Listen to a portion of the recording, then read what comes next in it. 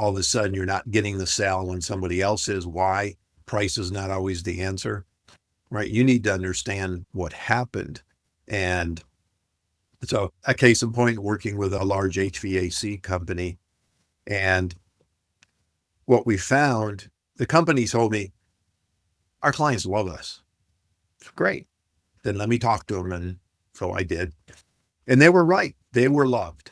However, their primary customers, the mechanical engineers, were all 60 plus, getting ready to retire. The new generation didn't actually like them very much.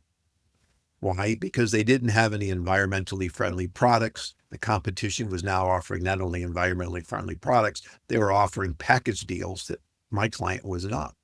So the long story very short, it was, if you don't do something now, you won't be around in 5 years. But I am the world's biggest super fan. You're like a super fan. Welcome to the Business Superfans Podcast. We will discuss how establishing business superfans from customers, employees, and business partners can elevate your success exponentially. Learn why these advocates are a key factor to achieving excellence in the world of commerce. We discuss the invaluable insights of business owners who have successfully implemented the strategies in the book to build their own team of devoted superfans. Gain insightful knowledge from the experts who create applications that help you create passionate superfans. This is the Business Superfans Podcast with your host, Freddie D.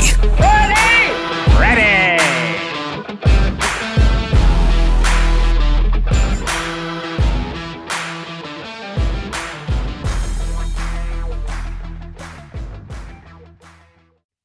Hey, Superfans, Superstar, Freddie D here. In this episode 116, we're joined by Angelo Ponzi, the founder of Kraft, is a marketing and brand strategist whose career spans more than 3 decades delivering game-changing results across countless industries. As a fractional and interim CMO, he has partnered with iconic brands like AT&T, Ericsson, Kendall Jackson, Disney, and many more, guiding teams both large and small through every stage of the product life cycle. In addition to his work as a fractional executive, Angelo is also an author and speaker. With deep expertise in crafting holistic business and creative brand strategies, he excels at identifying opportunities, building powerful go-to-market plans, and driving revenue growth with minimal risk. His unique perspective, honed by founding and selling 2 companies, gives him an unparalleled understanding of the challenges brands face today. Known for his collaborative approach and steadfast commitment to data-driven insights, Angelo helps brands reposition, capture market share, and launch successful new products across B2B, B2C, and D2C markets. Get ready for an inspiring conversation that unpacks invaluable lessons on brand strategy, innovation, and leadership. Welcome, Angelo, to the Business Superfans Podcast. How are you this afternoon? I'm doing Angelo? great, Freddie. Thank you very much. I'm happy to be here. Yeah, we're grateful for your time to be on the show. And I really like to get into some of the things that you've done, but more importantly, start off with your strategy blueprint book that you wrote.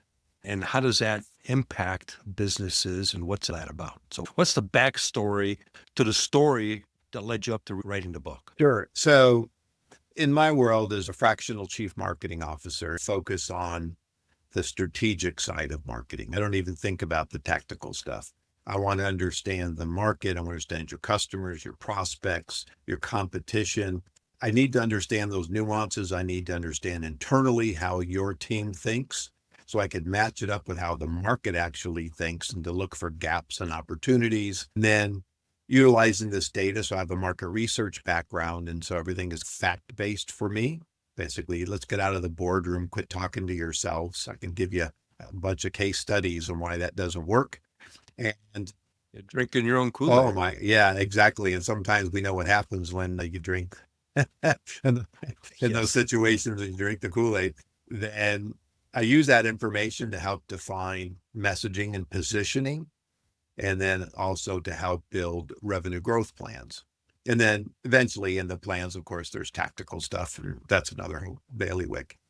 But my company now is 11 years old. It's not the first time I've gone out and started my own company. I was fortunate to grow an ad agency and to sell it and a research company. But I also had a couple of flameouts as well, which were great learning experiences. But during the past 11 years and dealing with a lot of small and medium-sized businesses, and I walk in and it's like, hey, this is perfect. Let's do our strategic planning. We're going to go do, and they go, now we just need tactical stuff. And and so you hear that, and it's, do you understand what those steps are and why it's important? So over the last 11 years, and looking at the way I approach business and what I do, started to create this kind of foundational work that I believe needs to be done. I've heard the phrase people working in their business instead of on their business. For studies and things that I've done, I find that a lot of, again, small to medium-sized businesses don't spend a whole lot of time working on it. Therefore, the strategic stuff, you're making sales, you got money in the bank, therefore business is great. And you've been around. That doesn't always mean business is great and it's too easy to get a turn. So the premise of the book is all about that strategic foundational work, understanding everything I just told you about, your customers, your prospects, looking at the strategy versus tactics. How do you scale your business? What is truly brand messaging and how do you create that story? Narratives that help you define how you position yourself from competitions, and understanding your customers, which is, I think, what we've indicated before. How do I market to you if I don't know you? How do I change your behavior? How do I understand your motivations and what your concerns are as a customer? B2B, B2C doesn't really matter. Then I can market to you because now I know what's important. Otherwise, it's important to me, the organization, and that isn't always aligned with what the market thinks. So that's really where the premise of the book came. And so it's really focused on more of that strategy side about budgeting and all sorts of things versus how to create a social program or digital. Well, and strategy is really important in businesses. It's often overlooked. We get into, the logo and the branding and making it look cool and all the nice colors and all that stuff. But really what you're talking about is you need to back up a little bit and first off define what was a customer avatar. Now it's called customer persona. And put that together is first off, who's your target market? Where do they live? What do they do? What are their life challenges? And then you can start putting together the strategy like you're talking about to be able to go to that type of a market so that the messaging that you're putting out there resonates with them. They go, oh yeah, that's me, versus, spray and pray, which is what a lot of businesses do. Well, too, on the B2B side, and we were talking a little bit earlier about you come from the SaaS world, and I've had an opportunity to work in that as well. It isn't just one person. It could be the engineer that's thinking that I want to test a product or I want to do something, but it's the CFO that's going to write the checks, and it's maybe the IT guy that's going to be doing all the testing. So all of a sudden you've got multiple personas within one organization that are all looking for something a little bit different when you talk to them. So it gets back to creating those personas and truly understanding the dynamics, and that the customer journey has been played for a while, but it is true. It's what's that hierarchy? How does it work? And then if you even go to the consumer side, what's going to motivate people to buy your t-shirt versus somebody else's or change your sneakers or whatever it happens to be? You can't do that just by throwing product out there. No, you can't. And then the other thing too is that you made me remember years ago when I transitioned from engineer into sales, I was very fortunate. The company put me through some really high-end sales programs. And there was one company I was selling to, and I was selling engineering software and manufacturing software to them. And I was talking to the VP of engineering, and we got along really well and everything else. And I had remembered my training, you need to sell wide. So I went to the CFO of the company and talked to him about budgeting and what's going on in the company and everything else. And I found out that the VP of engineering wasn't really buddies with the owner of the company. It was the VP of manufacturing that was always golfing with that owner. So I started talking with the VP of manufacturing, and it turned out he had the budget for everything. The other guy didn't have any budget. So the reason I bring that up, and I ended up getting the sale, and that's a whole nother adventure story, but I bring that up because you're right about the importance of being able to understand all the players and all the personas in that organization and be able to message to them appropriately. Yeah, no, absolutely. There isn't a one size fits all message in marketing. And even though a lot of companies do that, it doesn't work.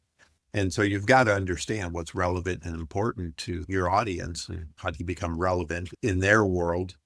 I've worked with companies and it's like, here's what we want you to do. But that you're talking about your company. Hey, it's great that you're 75 years old. And that's a good reason to believe, but not a reason to buy just because you've been around a while. That's just a validator. Right. Getting folks to understand what's really important. Sometimes I'll take them through a process and have them help me identify what's truly a point of differentiation. And I get stuff like, oh, we got great people. Yeah, every company's going to say got great people. We've been around for 25 years. Yeah, but your competitor's been around for 26 or 24 or maybe 50. Okay. So how do you combat that? And again, what's really relevant? Am I buying because you've been around a while?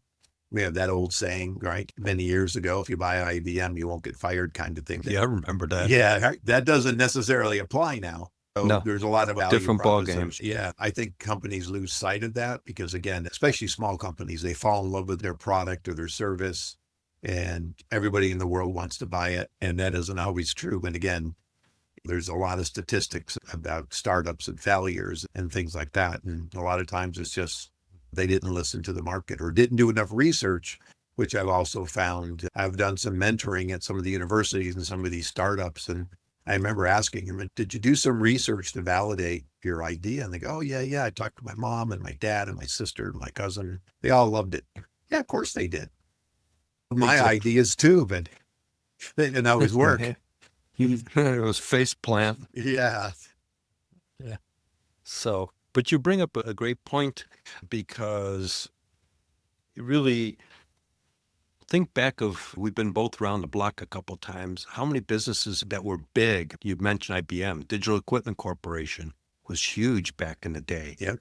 And they're gone. They didn't pivot. They had one belief. Same thing with the multitude of software companies that don't exist anymore. There were big dominant players. They didn't tweak their strategies based upon how the market was changing. They weren't keeping up to date, and they're out of business today. Right. Well, Kodak's a great example. Kodak invented the digital camera.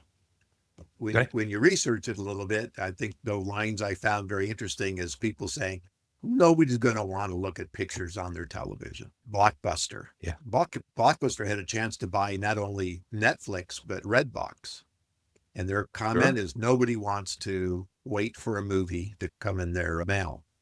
But obviously they were not looking at disruption and innovation, and streaming was coming along and they got buried. And Netflix has done pretty well for themselves. Netflix has taken out movie studios. Yep.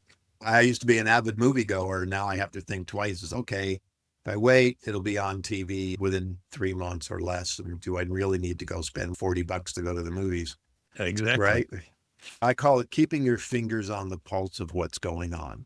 And it's not hey, we did a strategic planning session in October and therefore we don't need to do it anymore. No, it's constant. It's every day. You have to get this constant feedback. Your competition could be launching new products and services, things keep going on. All of a sudden, you're not getting the sale when somebody else is. Why? Price is not always the answer, right? You need to understand what happened. And so a case in point, working with a large HVAC company. And what we found, the company told me, our clients love us. Great. Then let me talk to them. And so I did. And they were right. They were loved. However, their primary customers, the mechanical engineers, were all 60 plus, getting ready to retire. The new generation didn't actually like them very much. Why? Because they didn't have any environmentally friendly products. The competition was now offering not only environmentally friendly products, they were offering package deals that my client was not. So the long story very short, it was, if you don't do something now, you won't be around in 5 years because those engineers are retired. These guys are not accepting you. You're not getting deals from them. There's not one person who's doing the deals. There's multiple engineers within an organization. And that was pretty eye-opening for them. And it all happened just by having a conversation with the market. And let's continue that story. How did you transform them? I'm sure they've become super fans of the work that you did with them. So let's talk about that. Yeah. So one of the things that we did is we created some educational programs that they would take to their clients and run these kind of lunch hour seminars and stuff and bring in the food. So they literally were going out and doing educational programs. So they went out and found some new products to rep that were offering environmentally friendly products, looking at heat pumps and things like that that they didn't have in their lines. And so they started changing their properties that they offered. They also increased some of their inventory. So they really weren't in a situation where it was like, we don't have the products. And so they started increasing inventory. And then frankly, changing their websites and things like that, the technical side of it that told the world what they were doing and just being broader and more transparent about that instead of relying on just the sale communication. Sure. And that worked out really well for them. So you could say that they're a big super fan of the transformation that you did with them. I would believe they are, yeah. They were able, with my consultation, in a sense, to step back, and I forced them to work on their business and not in it. Because ultimately, those decisions have to, it's now, oh yeah, we'll just go add equipment. There's a lot of other things that had to happen. What's it going to cost to bring in more inventory? What's it going to cost to do those training programs? Who's going to do those training programs? Who's going to build those programs? What do they look like? How often do we do them? And how can we take some of this data that we've now learned from all this research and translate that into something that's very actionable? And then, of course, who does that? Because I always make one person responsible. So you have somebody to go to. Not 5 people, not a group, one person. Let them set up the group. Then you work with the group. I remember working with another client who I still sit on their board.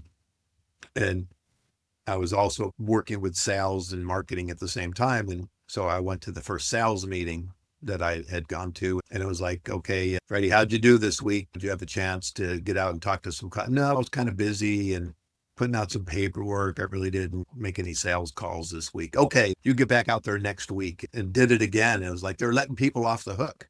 And I was like, whoa, time out. But you got to get every buy-in from the whole team into the strategy, because if they're not on board, I use the example of a racing rowing boat. You got 8 people in that rowing boat. Everybody has one oar, not 2, one oar. Now, if you don't get everybody in line, in synchronization, you ain't going to a place fast. You're not even going in a circle. Right. Because everybody has an own roar. So your boat's going like this, going no place. So you've got to take what you've put together. Here's a new strategy. And it's going to go through the entire company to get everybody on board. And that's a great point. And one of the things I look at is, I think I mentioned it earlier, it's not only externally, but internally. It starts internally. One of the first steps, I have a sales and marketing assessment that I give to the strategic team individually. And then I bring it together and I look, first of all, are they in alignment? Do they agree? Where are the gaps? I use this as one of my examples, but one of the questions at the time, I've modified it since, but one of the questions was about onboarding. And so how good is your onboarding program? I forget exactly. And the CEO rated it a 5, but the guy running the program rated it a 1. And they were like in the real conference room going, you think it's a 1? You go, you think it's a 5? I'm more concerned about the fact that you've worked together for 26 years. And this is now a question. You're not on the same page. Yeah, been on the same page in 26 years. That's the problem, right? No, and it goes further. Sure. I mean, the sale isn't the transaction. The sale is everything that happens after the transaction. Exactly. Right? Yep. So you have to have a whole strategy in place to say, okay, first we got to get the strategy in place to get them to buy our stuff. But now we have to have the strategy to how do we onboard them?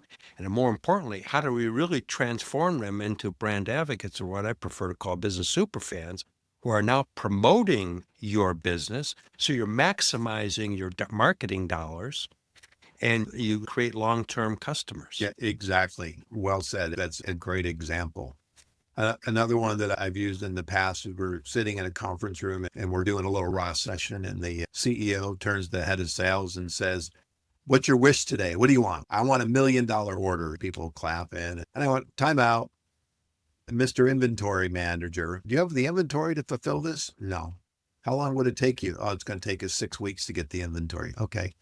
"Manufacturing in 6 weeks, so you have the capacity?" "No, we've got all these other orders that are backlogged, and by the time we get this is 90 days out." So I just turned to them and I said, "That $1 million order just hurt you. It hurt you because you've made commitments, you've made promises, and you can't fulfill them.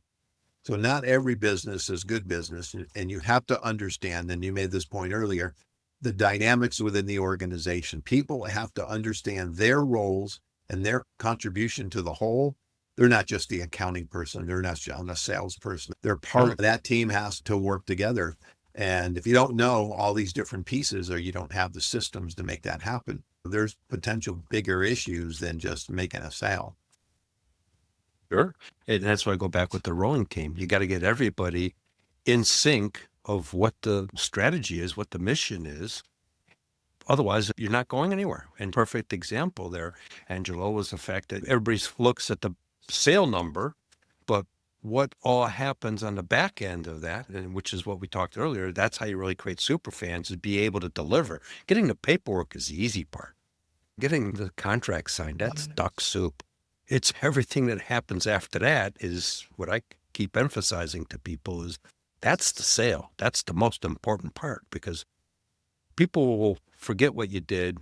They'll forget what you said, but they'll never forget how you made them feel. Yeah. That's that emotional connection.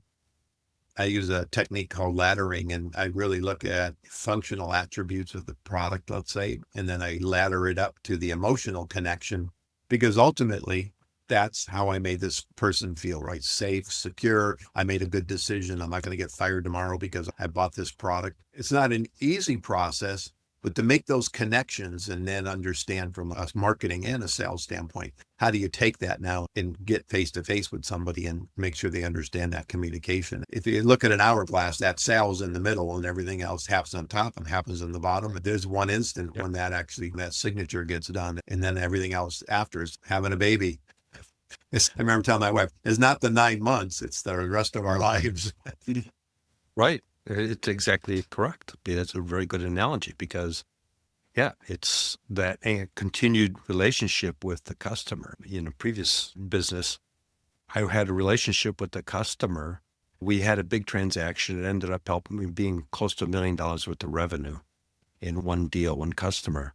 We would spend every month, we would get together and we'd have 5 minutes of conversation about business, because everything was running smooth. And if there was issues, I was on top of it and I had my team take care of it right away.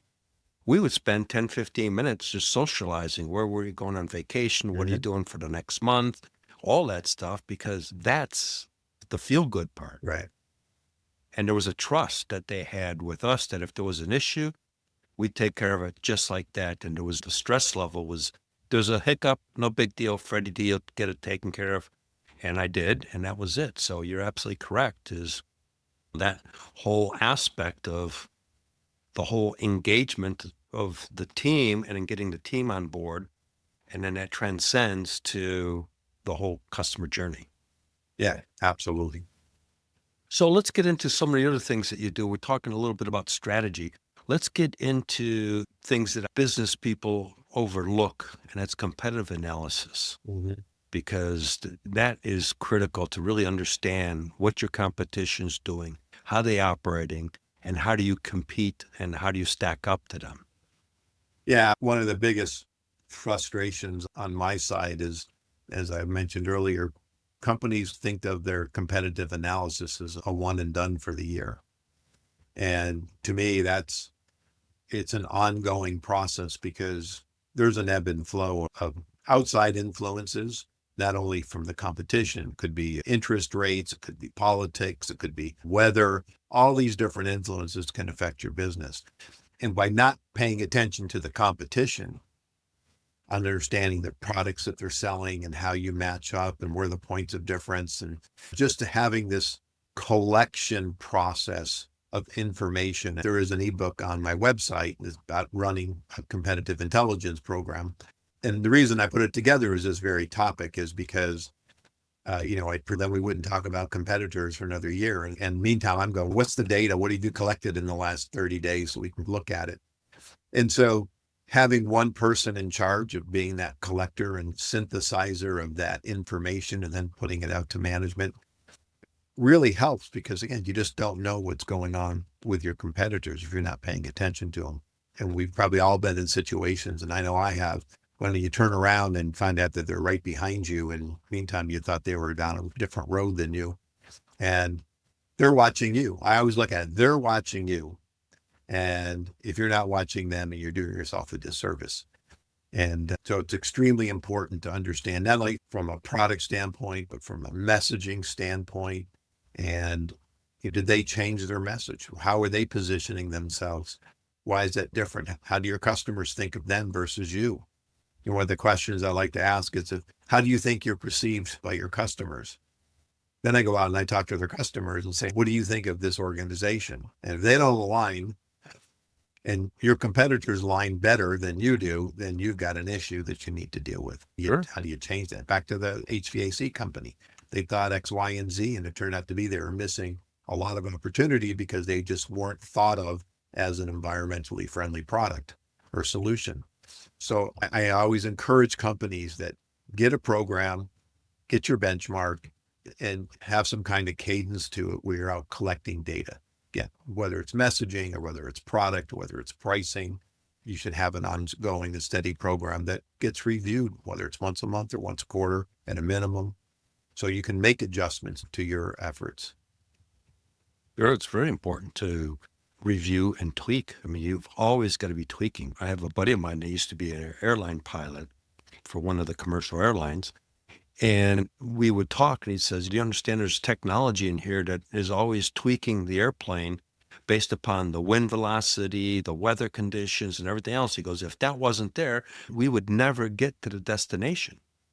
And so really what you're doing is you're helping people get to their destination by making the tweaks that need to be made to keep them on course, because otherwise the wind's going to blow them this way and they're going to blow them out of the game. Yeah, no, absolutely. And those all become important. One of the things I've done in the last year, I've been working in the M&A space and working with different investment bankers and PEs, you're going to do an acquisition. Everybody talks about EBITDA, right? What do the numbers look like? Well, my point is, hey, the numbers look great. Now what? How do you put the companies together? Or are you going to put them together? What's the cultural fit?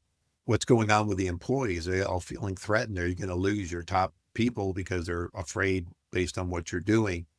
What's cannibalization of the products? What are the profitability of the products? Are you going to be having two products that you're basically selling to the same company? They're basically the same products. So now what happens? What are you going to kill? What are the revenues of those? What are the profitability of those?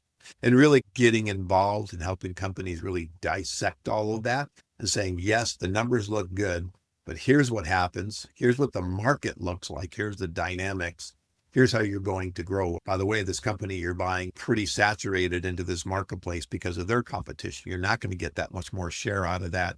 Now we need to look at adjacent markets. And so again, back to my whole premise of being strategic is how do you grow the business? You're going to grow through acquisition, but a lot of companies now got two companies that don't know how to put them together. There's so many. You and I could probably talk for hours on stories of botched mergers. Yep.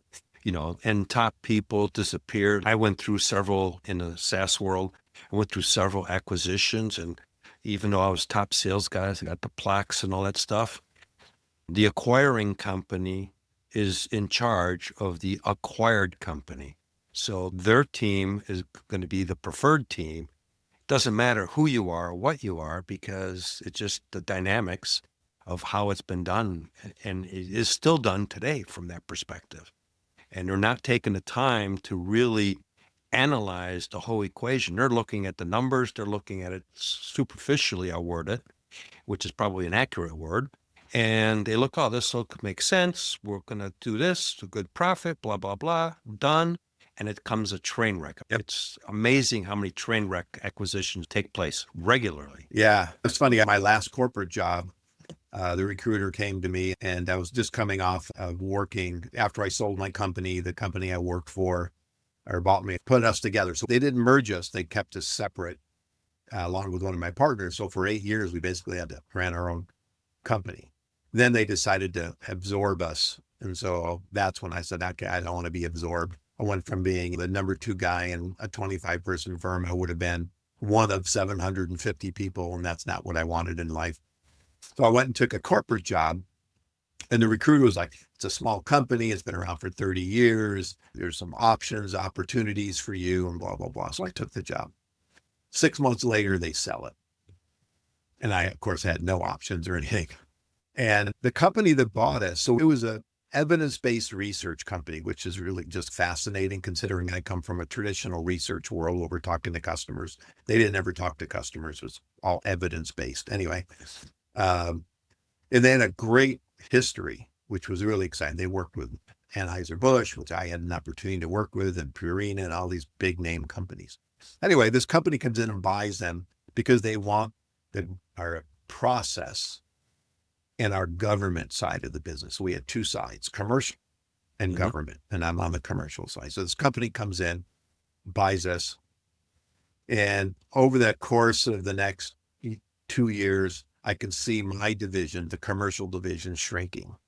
I could see that the dynamics of the company was changing. So new CEO comes in, and we're making presentations to the new CEO. And the old CEO, the guy that made the initial acquisition, sitting next to me. And so I get up, I give my presentation, and he comes down, he leans over to me and goes, "That's fascinating. I had no idea." Now, you know what I wanted to say to him? You'd been here for 2 years and you never once even walked across the hallway to understand what we did on our side.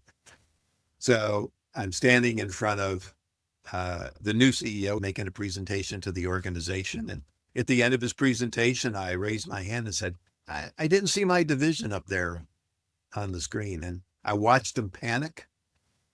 And I came home that night and I told my wife, I'm going to go back and work for myself again. I can't do this. And there was a great example as they took this very culturally driven, I don't want to use the term mom and pop, but it was like a mom and pop that had tremendous exposure in big companies and just totally changed the culture. A lot of the people left, and my division basically ended up shrinking down from, 20 people down to maybe a couple after I left.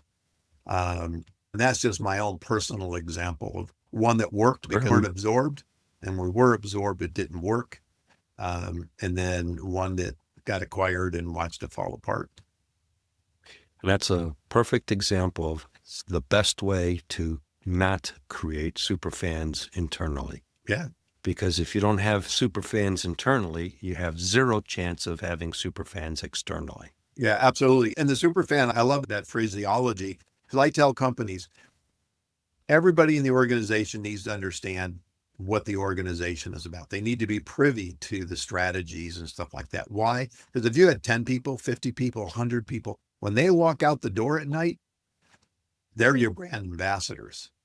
Superfans, they got to be excited about where they're working. They got to be excited about what the company's doing, the direction, the impact that the company's having, because that's the front line. It's not the CEO or the VP of marketing or the VP of sales or the CFO. They're not the front line. The front line is the team. It's the person that picks up the phone that answers the inquiry. If they feel disgruntled and shortchanged, that tonality comes across. You can't hide it. Yeah. You're going to feel something's off. Versus someone that's all bubbly and excited. I use sports analogies a lot. You look at a football team and look at this past Super Bowl. The guys were having fun, high-fiving and everything else, and you can see it when they come out on the field. Mm-hmm. Before the game even starts, you can see who's got the energy and who's got a stoic face. The guys that are fired up, relaxed, they kick butt all the time. And the other guys are into a reactionary mode.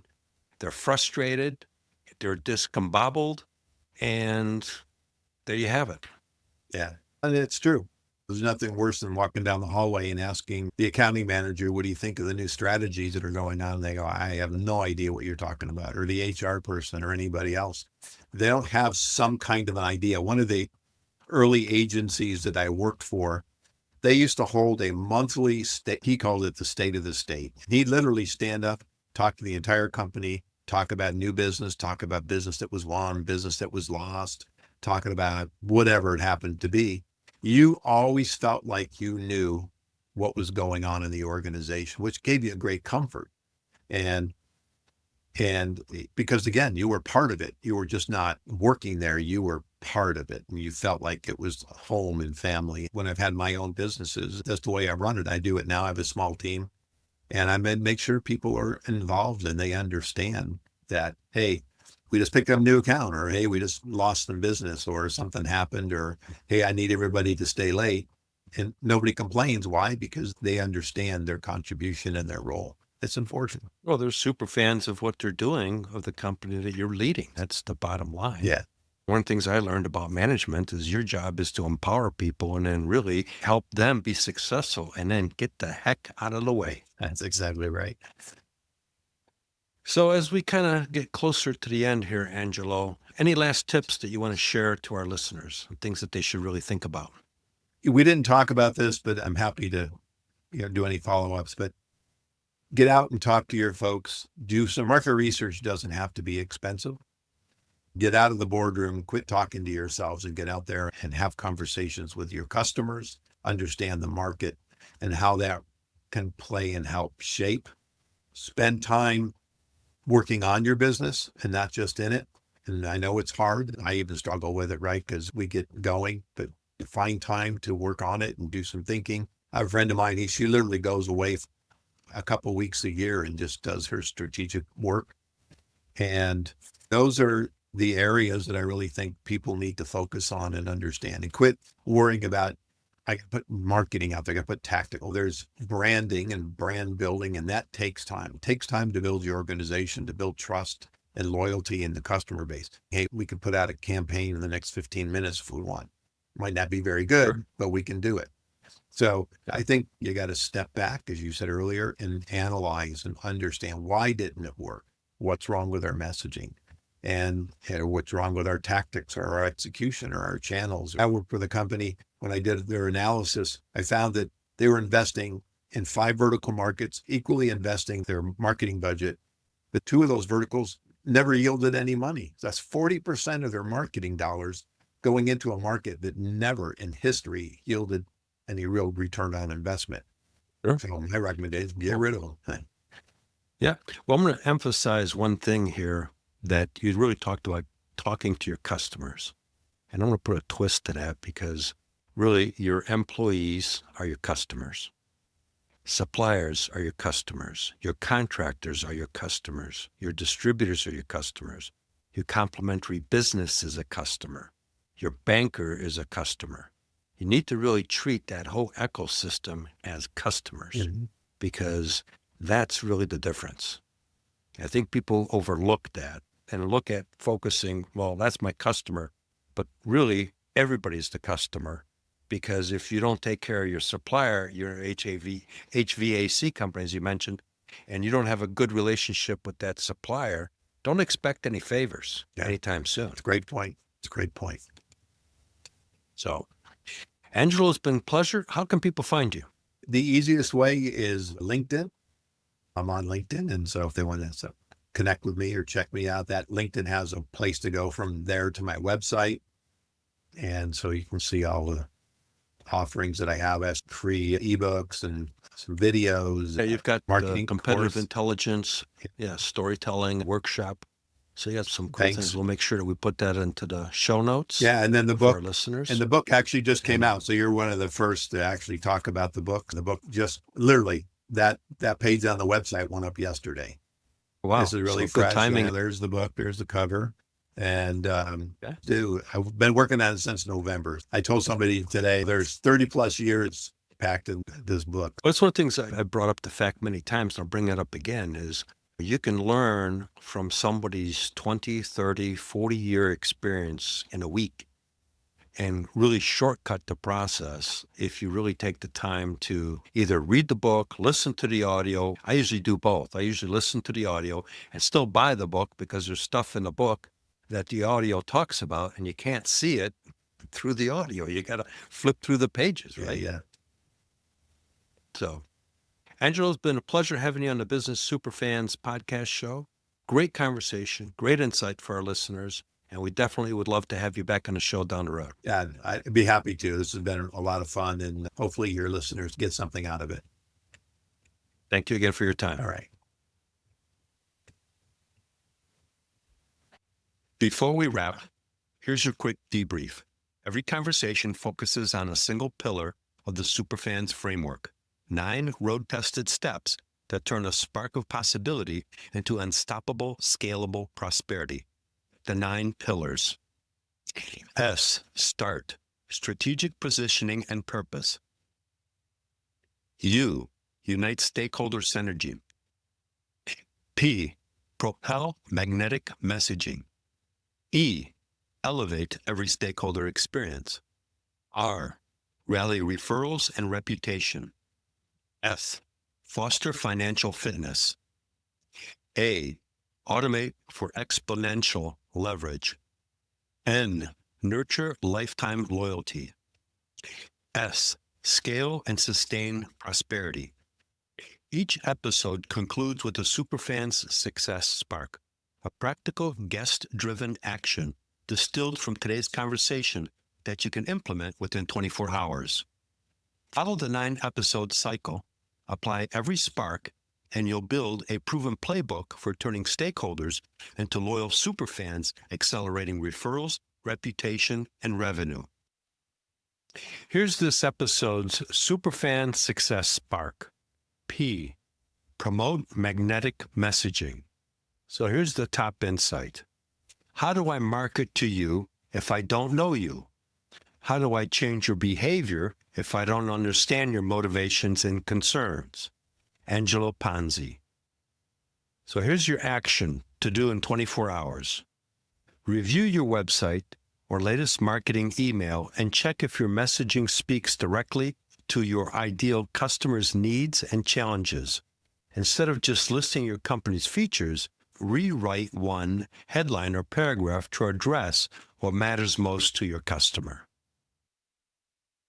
Thank you for joining us for another episode of the Business Superfans podcast. If you found today's conversation valuable, don't forget to hit that subscribe button, leave us a review, and share this episode with someone who could use these powerful insights to level up their business. Remember, creating Business Superfans isn't just about your customers. It's about fostering genuine, impactful connections across your entire business ecosystem. When you invest in those relationships, success doesn't just happen, it accelerates. Until next time, I'm your host, Freddie D. Let's keep building superfans, creating unstoppable momentum, and driving your business toward extraordinary success. See you in the next episode. We hope you took away some useful knowledge from today's episode of the Business Superfans podcast. The path to success relies on taking action. So go over to businesssuperfans.com and get your hands on the book if you haven't already. Join the Accelerator community and take that first step in generating a team of passionate supporters for your business. Join us on the next episode as we continue guiding you on your journey to achieve flourishing success in business.